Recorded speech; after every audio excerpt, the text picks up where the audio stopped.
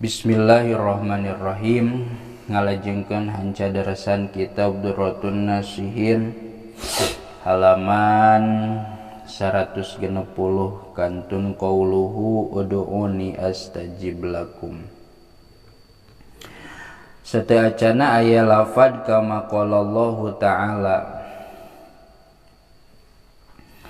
bahwa ieu teh keur ngahartian naon padkuruni adzkurkum. Padkuruni maka kudu areling aranjeun kabeh. Tah maksud uzkur teh kudu ngadaru aranjeun kabeh adzkurkum tah kami bakal ngaijabah kana eta doa. Maksudna mah kitu sakumaha dawuhan Allah ud'uni astajib lakum. Kudu ngadua aranjeun kabeh nika kami Allah astajib tah tangtu ngaijabah kami lakum ka aranjeun kabeh. Au padkuruni atawa padkuru maka kudu areling aranjeun kabeh nika kami pimah dikum dina waktu minal mahdi ilalahdi dina waktu di ayuna budak aranjeun kabeh keur leutiknya. Azkur tah tangtu bakal ngabales kami Allah kum ka aranjeun kabeh filah dikum dina lahad aranjeun kabeh. Ari lahad teh sarang kedong kubur eling keur leutik pas maot dibales ku ganjaran. Wa huwa sareng ari itu pilah dikum teh atasbitu eta teh diteguhkeun bil qauli kalawan ucapan hinayas alu dina waktu nanya huka itu jalma saha al malakani dua malaikat fi qabrihi dina jero kuburna itu man. Jero kuburna itu jalma aya man teh tadi intina mah jalma an robihi ti pangeranana itu jalma wa andinihi sareng tina agamana itu jalma wa anabihi sareng tina nabina itu jalma. Maksud padkuruni adzkurkum teh eling keur leutik keneh ti mimiti di ayun di dieu mah bahasana maka nalika maot bakal diteguhkeun dina ngajawab pertanyaan-pertanyaan tina urusan pangeran, urusan agama ya.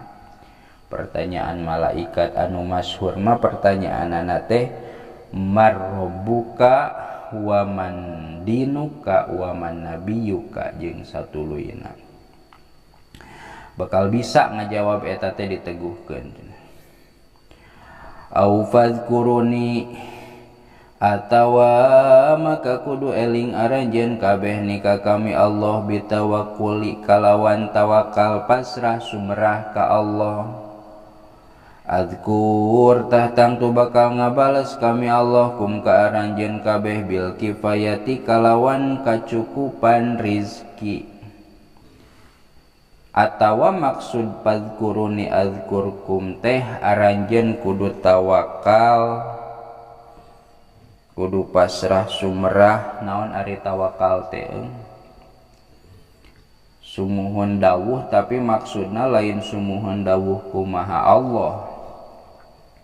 Kumaha Allah teh tanpa usahanya.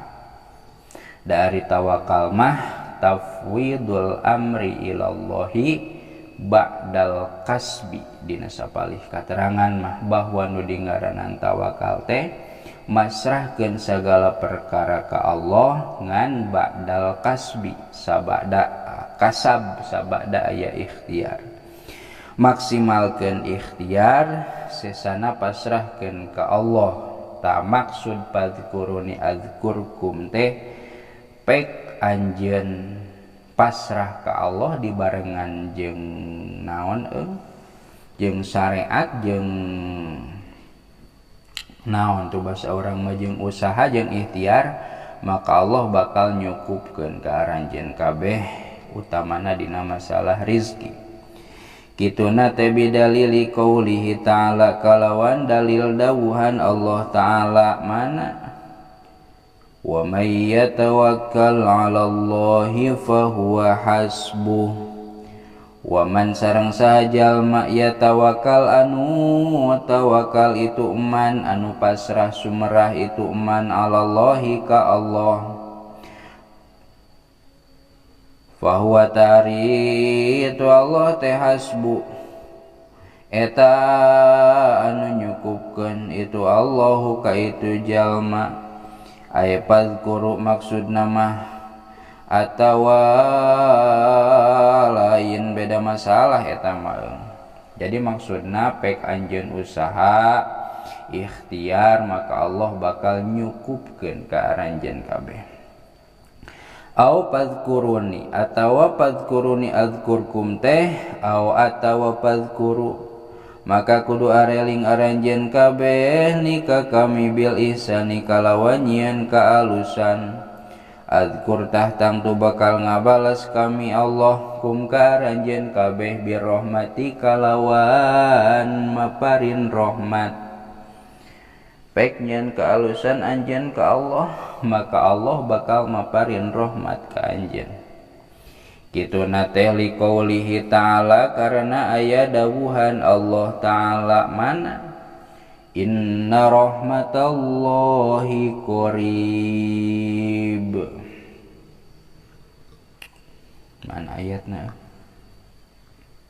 Oh eta inna rahmatallahi qaribum minal muhsinin.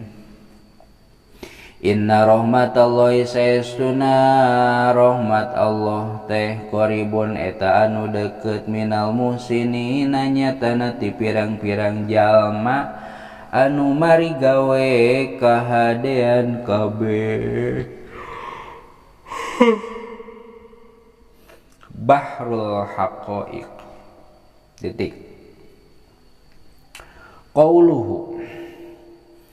Qauluhu aridauhan Allah ta'ala lafad huwallazi yusalli ila akhirih. Naon tadi teh wallazi yusalli alaikum wa malaikatuhu liyukhrijakum minadh-dhulumati ilan nur. Ta etanya